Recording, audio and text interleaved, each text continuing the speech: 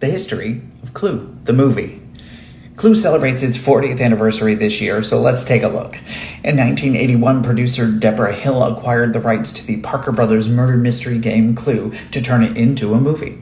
She enlisted the help of filmmaker John Landis, who set out the framework for the movie and was also to direct the movie. He hired writer Jonathan Lynn to write the film, but that was only after asking many other people, including playwright Tom Stoppard and musical theater legend Stephen Sondheim. Yes, Stephen Sondheim.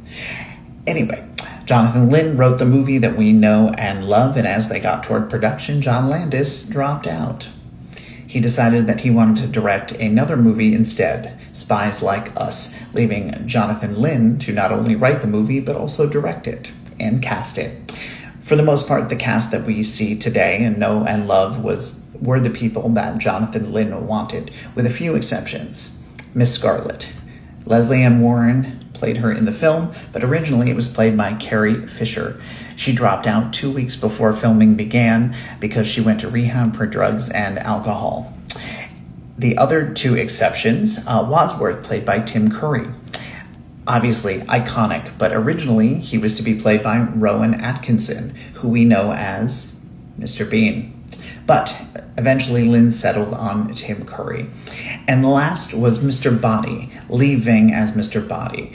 Jonathan Lynn did not cast Lee Ving, did not want him in the film, but the studio insisted as he was becoming a hot commodity in the music industry, and they wanted to capitalize off of that.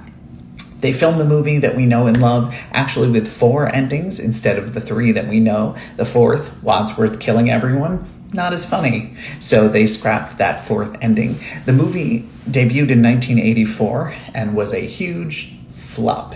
Yes, a huge flop. So much so that director Jonathan Lynn sort of was blacklisted and pulled off his next project, which was Roxanne with Steve Martin. Now, how did it become this cult classic we love today? Cable television. It was family friendly, so cable television showed it a lot.